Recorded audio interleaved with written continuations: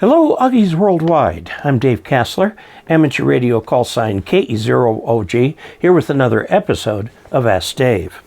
Today's comment, it's really a comment, comes from Rusty, N0KTZ, who does a lot of Parks on the Air. Now, I just recently read the ARRL Parks on the Air book. This is interesting the way it's constructed. It's not a textbook. It's a series of articles by avid POTA people. And it talks about everything from antennas to packing your gear and so on. The purpose of Parks on the Air, it's kind of a follow-on to the very successful year-long event that ARRL held a few years ago, which was National Parks on the Air, which had different rules, different ways of doing things and everything. But people really liked the idea of somebody going to a park, a designated park, and then as many people as possible trying to work with them. It turns out the new way is different. The one who keeps the log is the activator, the one who goes to the park. And that log is submitted. That log will come back to your score, and you are considered a chaser if you're at home. So chasers and activators. Now, I'm not talking about every little municipal park. These parks are like national parks, state parks, larger county parks or something like that, but they're all listed. Okay, the website that goes along with this is parksontheair.com. Okay, and it'll help you get started with this. There are all kinds of antennas that are designed to be put up quickly, and they're portable. And you can take you can take anything with you that you want, but it's often QRP.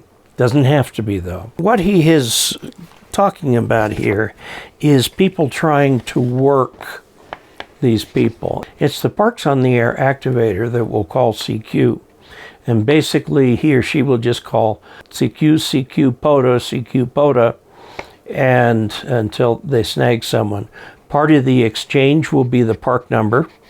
And these exchanges don't have to be super short. You can say, which park is it? Where are you? My name is Dave, so on. If you want to just spend an extra second. But note that the activator really does need to get at least 10 QSOs before that activation will count. Okay, so what he's talking about is that he has seen problems with activators getting on the air and starting to call CQ without first listening on the frequency, and number two, asking if the frequency is occupied. Because it's very possible that a conversation is going on between a station that's in receive mode that's near you and far away is in send mode and is in such a position that you can't hear him. So if you ask, is this frequency in use, then you will get something like yes, or usually very terse because it's trying to listen to the other one. Please respect that and listen around. I know most of the POTA activation takes place in the general bands because that's where general, advanced, and amateur extra can all congregate. If you move lower in the band, you start to lose hams who can become part of the activators.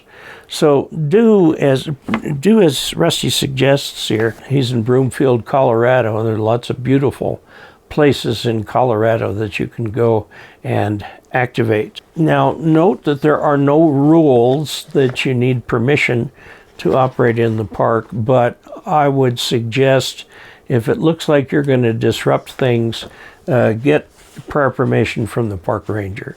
They may be very scared of what you're going to do, so a little diplomacy goes a long way. So there you go. Try this Parks on the Air thing. In fact, during the day, you'll find that a lot of the stateside contacts you make are actually park activators.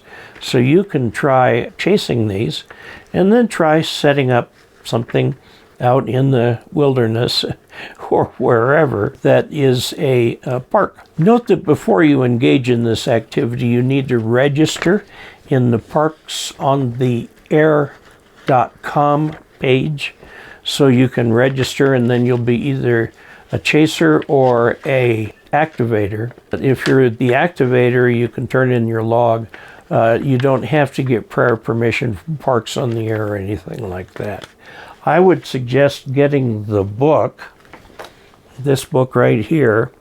This is, as far as I know, the POTA's official book. It's got the logo right inside here. Okay? So there you have it. When you're on the air, be careful. Don't step on other people. Parks on the Air, some activations will create a bit of a pile up. And so if you're the activator, you need to learn pile management skills. If you are a chaser and there's a pile up, you need to learn your standard DX pile up busting skills to get through to that operator. So there you have it. I'll see you out under the big blue sky, and we'll activate some parks. Until we next meet, 73.